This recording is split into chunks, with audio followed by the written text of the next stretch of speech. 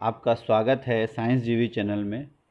बच्चों, आपका एग्ज़ाम होने वाला है CMST CCS का।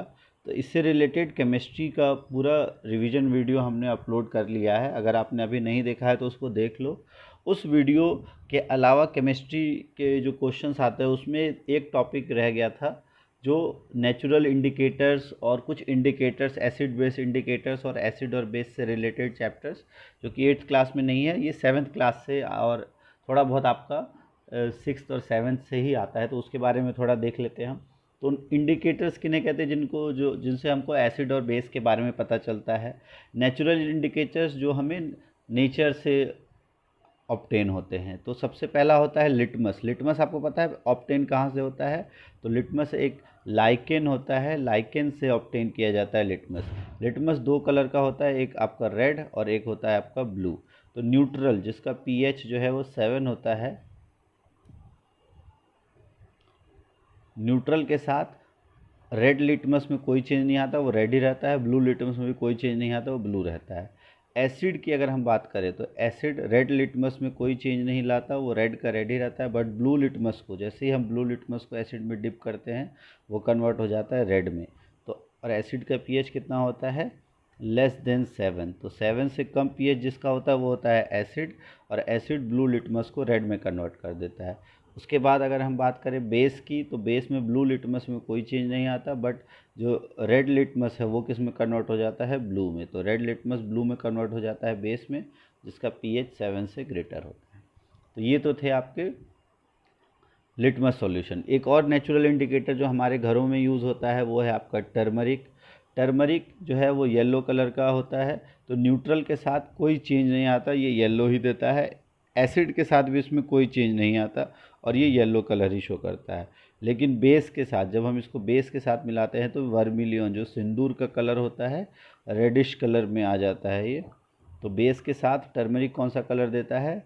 वर्मिलियन कलर, और जैसे हम रेडिश कलर कह सकते हो आप। तो ये बेस के साथ, तो टर्मरिक से क्या पता चलता है? मेनली बेस को इंडिकेट कर सकते हैं। नेक्स्ट है आपका जो चाइना रोज़। चाइना रोज़ भी एक इंडिकेटर की तरह काम करता है। इसमें एसिड के साथ येलोइश ऑरेंज कलर देता है, ये इसका नेचुरल कलर है, और बेस के साथ ये ग्रीन कलर देता है। तो ये दोनों तरह से इंडिकेट कर सकता है एसिड, बेस और न्यूट्रल को। तो एसिड में ये देता है orange colour, yellowish orange colour, base में ग्रीन कलर। तो ये आपको पता होना चाहिए। ये था China rose as a indicator. ये अभी तक जो तीनों हमने पढ़े वो तीनों क्या थे? नेचुरल इंडिकेटर, जो हमको नेचर से प्राप्त होते थे।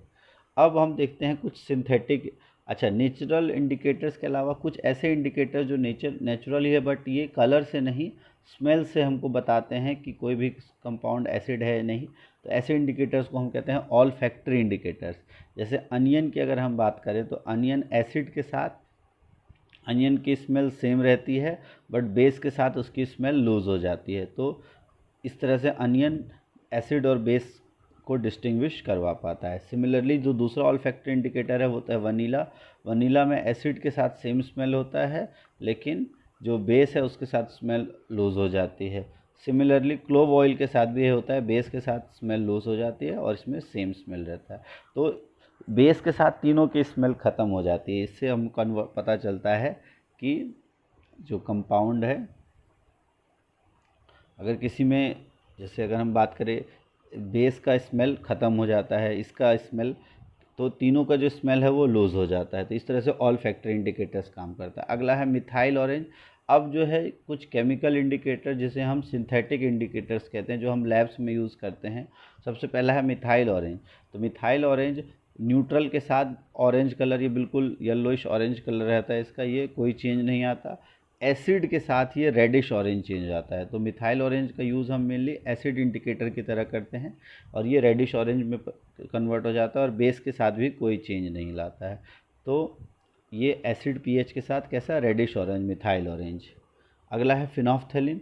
तो फिनोफ्थेलिन न्यूट्रल के साथ सेम रहता है, एसिड के साथ भी सेम रहता है, लेकिन जब बेस के साथ इसको रिएक्ट करते हैं तो ये कैसे हो जाता है? पिंक।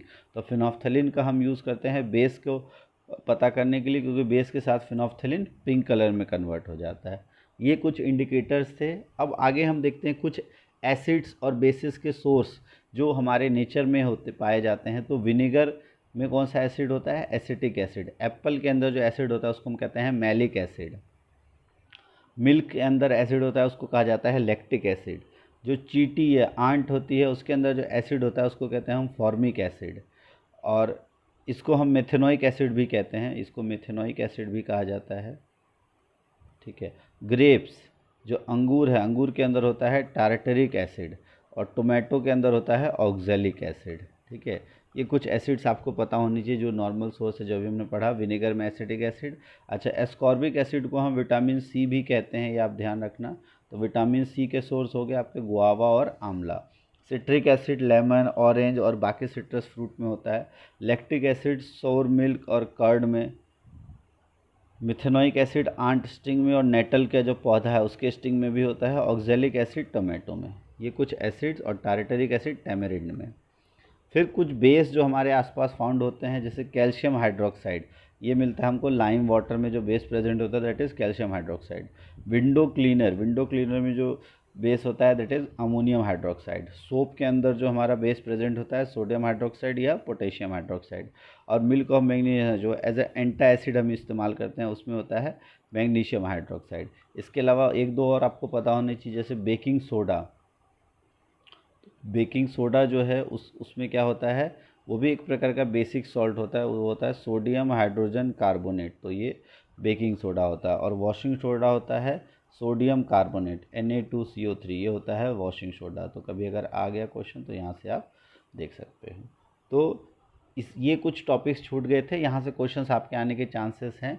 तो केमिस्ट्री का पूरी तरीके से रिवीजन आपका इससे हो जाएगा। 2 से 4 नंबर के क्वेश्चंस इस वीडियो से भी आ जाएंगे, और बाकी केमिस्ट्री की पूरी वीडियो अपलोड हो चुकी है, उसको आप देख लो। और अगर आपको कोई भी डाउट है तो आप कमेंट बॉक्स में लिख सकते हो। और आपका एग्ज़ाम अब ज़्यादा टाइम नहीं बचा है, 22 को है। सभी को ऑल द बेस्ट एग्ज़ाम के लिए, अपनी तैयारी अच्छे से कर लो। फिजिक्स और केमिस्ट्री दोनों के वीडियोस अपलोड हो चुके हैं, अब आज शाम को बायो के भी अपलोड हो जाएंगे। Thanks for watching science JK.